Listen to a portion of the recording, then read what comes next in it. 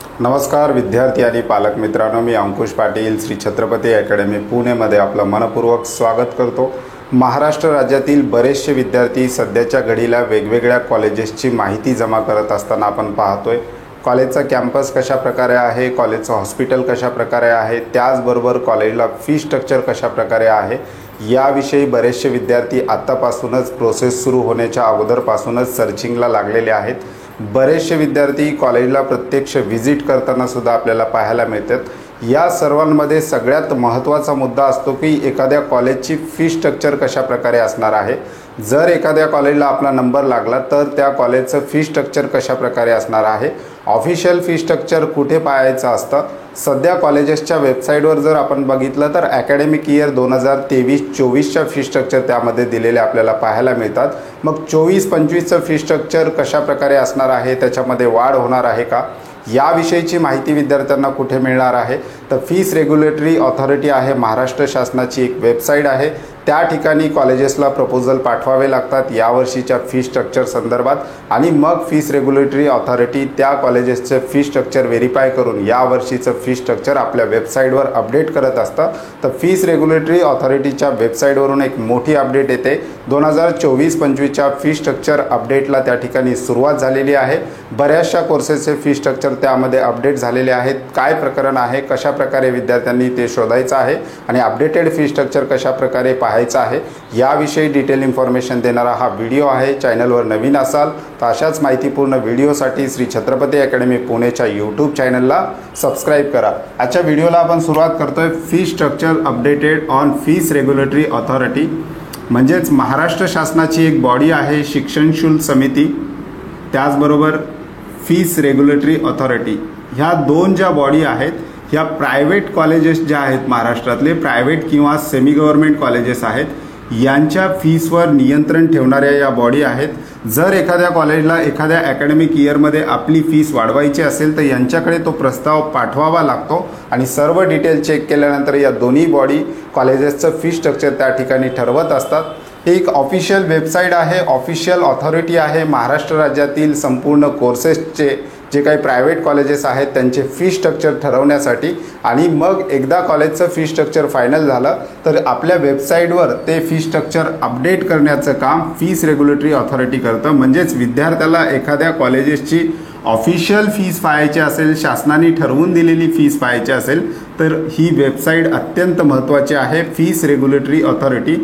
एवढा जरी वर्ड तुम्ही गुगलला सर्च केला तर त्या ठिकाणी तुम्हाला वेबसाईट पाहता येईल आणि त्या ठिकाणी इयर वाईज तुम्ही त्या कॉलेजच्या फीस पाहू शकता, त्याच्यामध्ये झालेली वाढसुद्धा पाहू शकता इत्यादी इत्थंभूत जी काही माहिती आहे ते आपल्या वेबसाईटवर त्या ठिकाणी अपडेट करत असतात।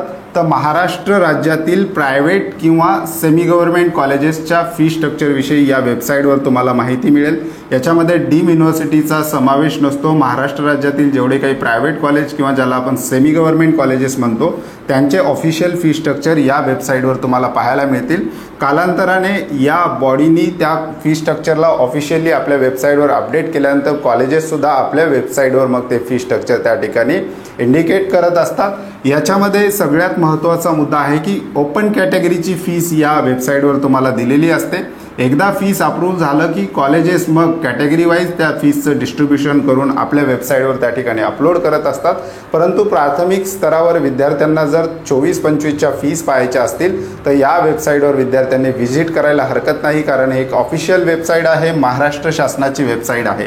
2024-25साठी काय महत्त्वाचे अपडेट्स आहेत, कोणकोणत्या कॉलेजेसचे फी स्ट्रक्चर त्या ठिकाणी अपडेट केलेले आहेत, त्याचबरोबर कोणत्या कोर्सच्या किती कॉलेजेसचे फीस सध्यापर्यंत म्हणजे आज हा व्हिडिओ बनवेपर्यंत अपडेट झालेले आहेत याविषयी डिटेल इन्फॉर्मेशन आता आपण पाहूयात। MBBSच्या बाबतीत बोलायचं झालं तर 6 कॉलेजेस आपल्याला त्या ठिकाणी वेबसाईटवर दिसतात ज्यांची 24-25ची फीस त्या ठिकाणी इंडिकेट होते। BDSच्या बाबतीत बोलायचं झालं तर 4 कॉलेजेस आहेत। BAMSच्या बाबतीत बोलायचं झालं तर 15 कॉलेजेस सध्यापर्यंत त्या ठिकाणी अपडेट आहेत। BHMSच्या बाबतीत बोलायचं झालं तर 8 कॉलेजेसचं अपडेट आपल्याला त्या ठिकाणी पाहायला मिळतं। फिजिओथेरपीच्या बाबतीत बोलायचं झालं तर जवळपास 12 कॉलेजेसचे अपडेट आपल्याला त्या ठिकाणी पाहायला मिळतात। BUMSच्या बाबतीत बोलायचं झालं तर त्या ठिकाणी 2 कॉलेजेसच्या फी स्ट्रक्चर आपल्याला त्या ठिकाणी सध्यापर्यंत अपडेट पाहायला मिळतात। येणाऱ्या 15 ते 20 दिवसामध्ये याच्यामध्ये आणखी काही कॉलेजेसची भर पडू शकते, परंतु विद्यार्थ्यांना जर आतापासूनच ऑफिशियल फी स्ट्रक्चर पाहायचं असेल तर फीस रेग्युलेटरी ऑथॉरिटीची जी काही वेबसाईट आहे ती पाहायला सुद्धा हरकत नाही। ज्याप्रमाणे तुम्ही प्रत्यक्ष कॅम्पसला व्हिजिट करताय, ज्याप्रमाणे कॉलेजेस वेगवेगळे नेटवर सर्च करताय, त्याप्रमाणे त्या कॉलेजेसची 2024-25ची ऑफिशियल फी स्ट्रक्चर जर विद्यार्थ्यांना पाहायचं असेल तर ह्या 2 महत्त्वाच्या वेबसाईट आहेत। वेबसाईटची लिंक डिस्क्रिप्शन बॉक्समध्ये देणार आहे।